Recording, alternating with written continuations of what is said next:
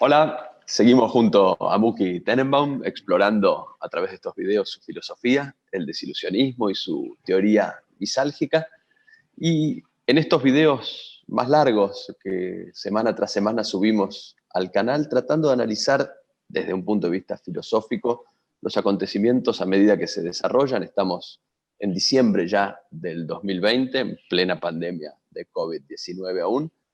Y últimamente, aprovechando estas noticias de la semana, para ver qué pudimos aprender y qué vamos aprendiendo de la condición humana, de antropología filosófica en algún sentido, a medida que se desarrolla la pandemia. Ya hicimos una entrega a este respecto, va a haber otras más adelante, pero nos vamos a concentrar hoy en el punto de vista de Muki sobre lo que esta pandemia nos reveló para pensar sobre todo las relaciones entre los seres humanos, la tendencia o no a aglutinarse, a reunirse los seres humanos. Así que empezamos por ahí, esta entrega semanal. Bueno, la pregunta es que de esta pandemia, si se ratifica el concepto de que somos un animal social o no, ¿sí? O cambió nuestra visión. Y la respuesta es mucho más complicada que sí o no. Es a veces sí, a veces no. En algunas cosas sí se ratifica y en otras no. Puedo mostrarte cómo se ratifica en el hecho de que en cuanto abrieron los cafés, se llenaron los cafés con gente y no estaba sola la gente. La gente se volvió a encontrar, a reunir, etc. Así que ahí tenemos realmente una visión. Es más, cuando se abrieron los gimnasios, pasó lo mismo. El gimnasio no es solamente para estar en un estado físico bueno, sino es para... Conozco muchas amigas mías que van al gimnasio para encontrar marido, ¿sí? Es decir, no, es un ámbito social también. Los colegios, los chicos decidieron quieren ir al colegio, estaban desesperados para ir al colegio. Pero ¿qué pasó con el trabajo? Es el lugar donde básicamente es donde más interactuamos socialmente con la gente. Y yo no me refiero solo al trabajo, yo me refiero al camino al trabajo también. Estamos viajando en transporte público, la gran mayoría viaja en transportes públicos, hay los que viajan, por supuesto, en transportes personales, pero eso es parte de la historia de la gregariedad. ¿Y por qué, Florencio, yo quiero interrumpir antes de lo normal para que vos nos des los números de ese estudio americano sobre el teletrabajo? No, esto que me parece nos detuvimos off the record alrededor de estos datos porque son en algún sentido reveladores y sorprendentes. Eh, Publican a partir de un estudio, una encuesta exhaustiva en todos los estados norteamericanos, resultados que dicen algo que me parece que era previsible para todos, que es que el 82% de los empleadores, el 82% de las empresas pretenden continuar, incluso si desaparece el riesgo de COVID, incluso si desaparece absolutamente el riesgo, pretenden continuar con distintas formas de teletrabajo. Ese 82% no es lo sorprendente es que el 98% de los empleados esperan poder hacer al menos alguna forma de teletrabajo, incluso si desaparece del todo el riesgo de la pandemia. Hay, por supuesto, una exigencia del empleador de reducir costos, esta es práctica, esta es operativa, pero hay un deseo del empleado de ya no acercarse, de ya no trasladarse, de ya no convivir en la oficina, y ese es mucho más prevalente y mucho más intenso, y por ahí ese es el que fuerza a pensar, ¿no? El que invita a alguna consideración. Sí, bueno, hay también un tema en ese 98% que vos tenés. Por supuesto, estamos hablando de una situación en que estamos en medio de la pandemia. Yo supongo que ese número puede ser que se achique cuando esto se convierta realmente en una realidad. Porque 98% no hay de nada. No hay ninguna opinión de 98% de nada, ni en Corea del Norte. No hay 98%. Pero sí, el número es impresionante. Es decir, preguntarle a la gente si quiere volver a trabajar. Hoy salió a todos una noticia en España que quieren pasar a 4 días de trabajo, a bajar la jornada laboral. Claro, diciendo, bueno, te vas a quedar 3 días en tu casa descansando y 4 días venir a trabajar. Esto es porque, ¿te acordás que los estados quieren que vos vayas al lugar de trabajo? El Estado no quiere que vos teletrabajes, porque si vos teletrabajás, te voy a contar lo que pasa. Pasa que las oficinas ya no sirven para absolutamente nada, los edificios, los restaurantes que le dan comida a la gente durante los mediodías se quedan sin trabajo, que ya están, por supuesto, sin trabajo. todos los negocios que viven de la compra incidental, desde el kiosco que vende dentro del metro a los negocios que están en las calles principales de los centros financieros de la ciudad, que claramente están para que la gente pase y se compre ese libro o esa pelota de básquet o esas entradas para ir a ver un espectáculo. Es decir, todo estaba armado alrededor del lugar de trabajo. El lugar de trabajo, especialmente en los países occidentales, los países que estamos hablando, es central, es el centro de la vida, de hecho, de la vida urbana.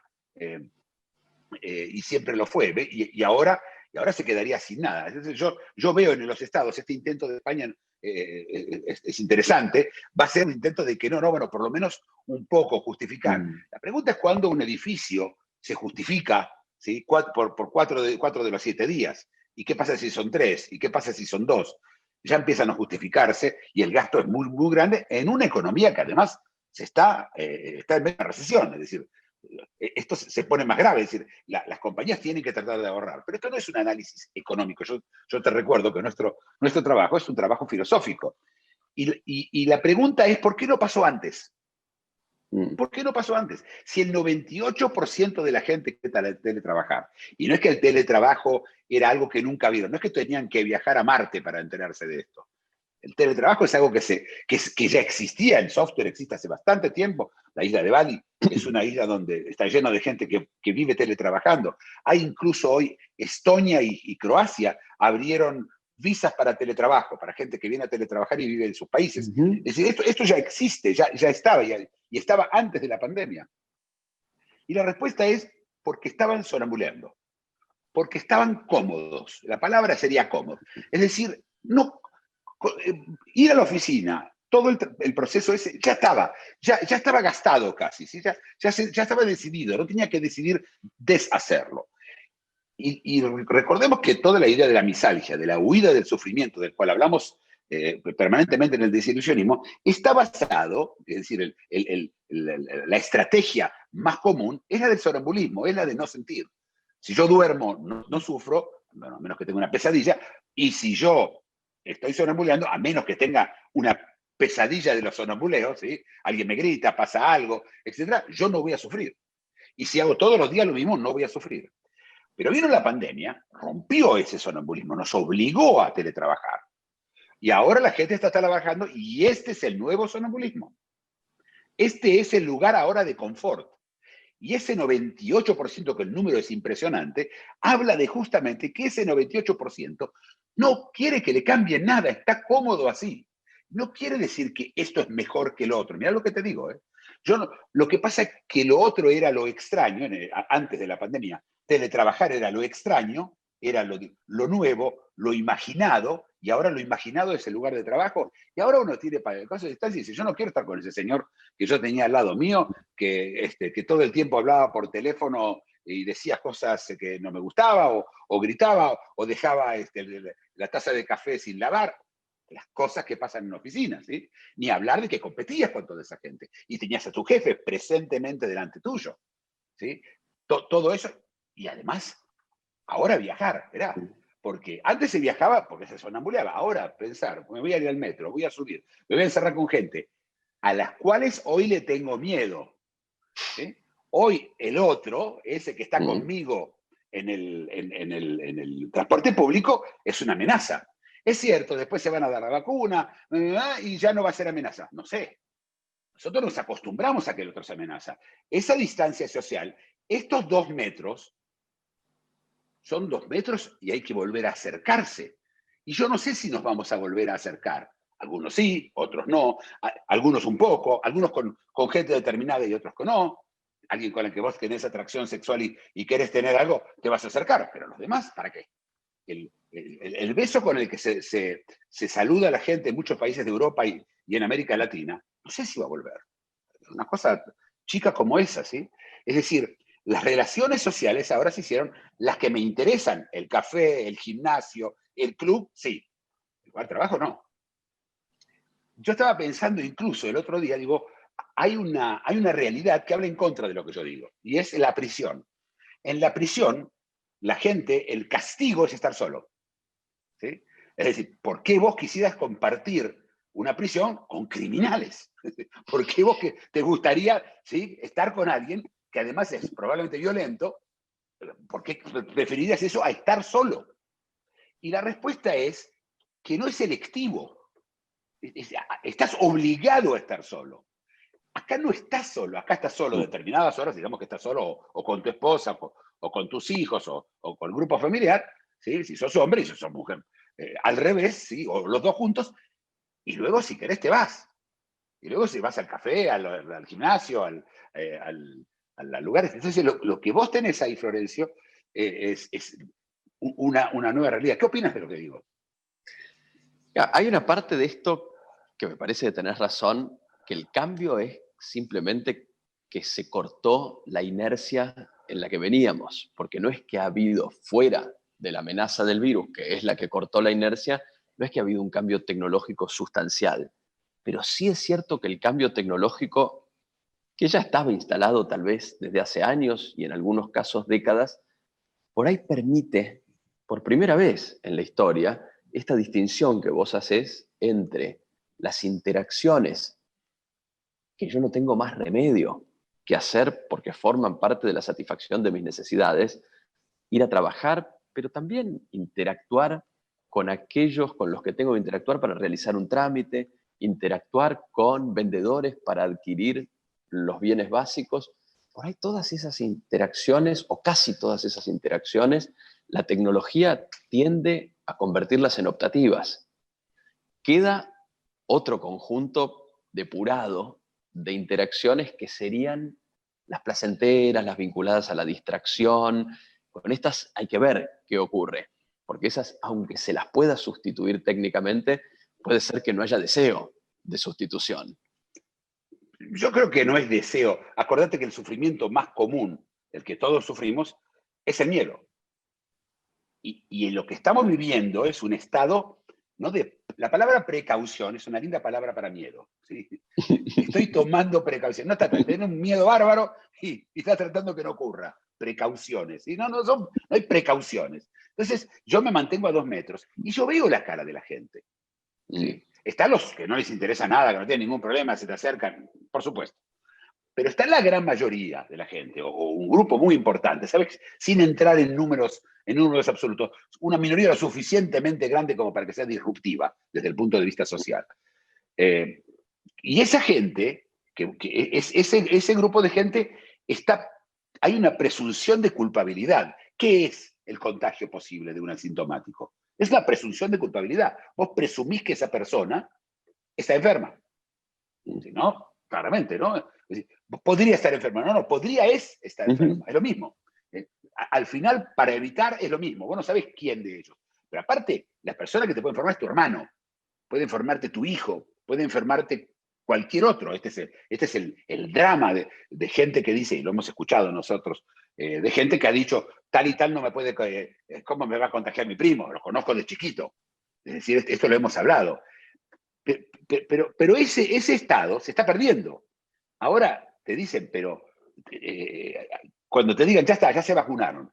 Porque pensá esto, llevó una pandemia para que ocurra este movimiento telúrico, porque es un movimiento telúrico, ¿sí? Es un terremoto que movió las cosas del lugar. Y ahora dicen, no, vamos a darte la vacuna. Y la vacuna debería tener el mismo efecto que la pandemia, pero al revés. Estoy muy no seguro que esto es lo que va a ocurrir. Porque a la vacuna hay que creerle tanto como a la pandemia. Porque al final es esto. ¿Le creo yo o no le creo yo? Y estoy sonambulizando así. Yo ya estoy sonambulizando a 2 metros de distancia. Yo hoy no beso a mis nietas. Están acá. No puedo besar. No puedo abrazar a mis hijos. No puedo abrazarlos. Cuando se vaya la pandemia, no sé, ellas mismas, yo mismo, puede ser. Por eso preguntaste vos en ese grupo de gente. Pero yo te quiero decir, Florencio, que el hecho de que vos hayas sacado el trabajo, a la gente que viaja al trabajo, en los lugares de trabajo, y no me refiero, por supuesto, al plomero, ¿sí? Ni al panadero, ni al albañil, que eso tiene que hacer el trabajo presencial. A todo eso viene la robótica, ¿sí? Que va a ser parte de estas cosas también. Pero mientras lo que tenemos ahora, todo eso obliga a sonambulizar a otros en forma distinta. Es decir, para que vos entiendas, cada vez que yo sonambuleo en sincronía con otros. Y a eso nosotros lo llamamos la sincronía. Hay un video nuestro sobre la sincronía, ¿sabes? En nuestro canal, en donde en ese se puede ver, básicamente las sincronías se van sincronizando, capas de sincronía, de sincronismos. Entonces al final está la gran sincronía entre todo el mundo, todo pasa al mismo tiempo. Una de las cosas que yo, para explicar lo que hablo de la sincronía, es: en este momento 1/3 de la población del mundo está durmiendo. Siempre, en cualquier momento, hay 1/3 de la población durmiendo. Y estamos sincronizados, ¿sí? Nosotros los despiertos y los dormidos con los dormidos, ¿sí? Entre ellos. Y hay una sincronía. Y estas sincronías van a estar muy afectadas por el cambio de sonambulismos de muchos, de tantos. Y eso quiere decir que no solamente que va a ser al final como un tsunami, ¿sí? Es decir, ese terremoto trae una ola muy grande y esa ola no la conocemos. Porque por ahora nosotros estamos lidiando con el terremoto, no con la ola. Lo que estoy diciendo es post-vacuna. Si la vacuna funciona y todo funciona bien. Una pregunta en sí. Pero en el mejor de los escenarios, los estados creen que todo va a volver para atrás. Yo no tengo duda que no. Esta encuesta de los 98% creo que desbarata cualquier idea que vamos a volver a donde estábamos antes. El tema social, y como vos decís, ¿cómo sé qué va a pasar entre padres y hijos? Y dependiendo incluso de las sociedades. Ahora hay Navidad, por ejemplo. No sé si vos viste. 10 personas, se discute si cuántas personas pueden estar, de cuándo vienen, y claramente está mal manejado, como todas las cosas que se vieron manejado por los players de la ilusión estatal. Esto va a terminar, por supuesto, en una ola, o lo que ellos llaman una ola más de contagios. Pero esa historia social, quieren preservarla. En España permiten que saques a los viejos, a la gente mayor, a la gente de más de 80 años, 75 a 90 años, de sus lugares donde están en este momento internados, ¿sí? En algunos casos depositados, los traen directamente a su casa para Navidad y dicen que después, cuando vuelven, que les hagan una PCR. Pero estos tipos van a estar con estos jóvenes. Es decir, a ver si todavía el último evento social, el más importante, termina en un desastre. ¿Y qué va a aprender la gente de eso? ¿Cómo va a quedar la gente después de esa experiencia? O ¿cómo se llama? El millón de personas en el sepelio de Maradona, ¿sí? Esa cosa social tan importante, hemos visto. Y después vamos a ver los resultados.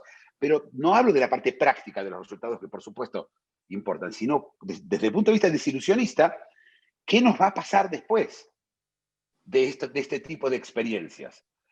Y ni hablar del odio que le podés llegar a tener a determinados grupos que hicieron lo que se les dio la gana, ¿sí? Desde los ortodoxos en Israel, las iglesias católicas en todo el mundo, los musulmanes que se reunieron en muchos lugares, pero no solamente las religiones, ¿sí? La gente que hizo fiestas, la gente que de acá. Va a haber un odio hacia esos jóvenes que alargaron esta pandemia demasiado y que no hicieron lo suficiente. Todavía no sabemos cuántos más conflictos vamos a tener, que son, por supuesto, el gran enemigo de esa gregaridad de la cual hablamos, ¿no? ¿Qué opinás? Te hago una pregunta por ahí, pasando de este conjunto de anécdotas y de novedades a una interrogación más genérica, más filosófica. Por lo que vos estás describiendo, daría la sensación que esto es así, pero te quiero preguntar si lo ves así en general, que es que en la huida del sufrimiento y en la fuerza de gravedad que parece tener en este sentido el sonambuleo, tal vez no sea tan importante la cualidad de lo que hacemos y de lo que nos pasa, como el hecho de que simplemente sea lo que venimos haciendo y lo que nos viene pasando. Te pregunto si pensás que en general hay algo que apunte a poder decir, mira, lo que sea habitual, lo que sea el contenido de nuestro sonambuleo hasta aquí, es preferible a una sustitución, independientemente de si a la hora de medirlo esto conlleva un poquito más o un poquito menos de dolor, de inquietud, de disconfort.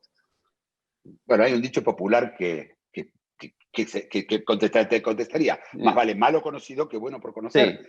Pero eso ni eso ocurre. No.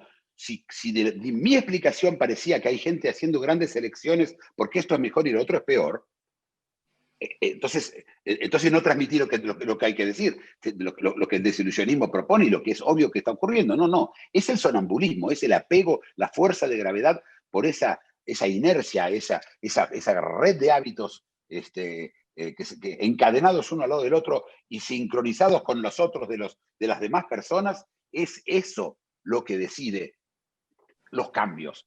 Es decir, las revoluciones solamente pueden ocurrir si vos rompés, de alguna forma, destruís el sonambulismo actual y tratás de reconstruir uno nuevo. Lo ha tratado las revoluciones comunistas, lo hicieron muchas veces y con muy poco éxito, porque al final el resultado fue un desastre. Pero sin irse a la parte grande, cada uno de nosotros trata de volver. ¿Cuántas veces, Florencio, conociste gente que tuvo una desgracia y lo primero que quiere hacer es volver a trabajar? ¿Por qué volver? Porque quiere sonambulear, porque cuando se sonambulea no se sufre. Intuitivamente sabe que volviendo a trabajar se va a poder, viste que ellos dicen, me voy a distraer. ¿Sí? No es distraer, se va a poner en una situación de a conciencia. No va a haber nada y va a ser como dormir. Así como cuando duermo, viste, la gente también que le está pasando muy mal, prefiere dormir y no duerme, ¿sí? Toma una pastilla para dormir, no solo porque no duerme y tiene un insomnio, sino porque al dormir no sufre. ¿Sí? Volvemos a la misma mecánica. No sé si esto es lo suficientemente claro. Sí, clarísimo, clarísimo. Veremos entonces, supongo que dentro de no mucho tiempo, hacia dónde va este proceso. ¿Cuánto del viejo sonambuleo se puede recomponer y cuánto persisten estos nuevos patrones de comportamiento que, claro, en algunos países ya tienen una inercia de casi un año, tienen una inercia bastante prolongada, que va a ser difícil de romper en sí misma. Bueno, una vez más en esta... perdón, sí. No, dale. Una vez más en esta pandemia, ¿sí? Lo especial es que esto es un experimento. Y en este experimento lo especial es que somos los laborantes del laboratorio y las ratas al mismo tiempo. Y esto es lo que lo hace más difícil para entender y ver cómo va a llegar. Pero claro, nos vamos a enterar. El futuro nos va a dar la razón o no. Fascinante.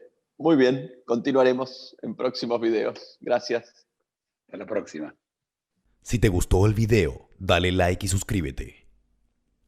Síguenos en Facebook y en LinkedIn.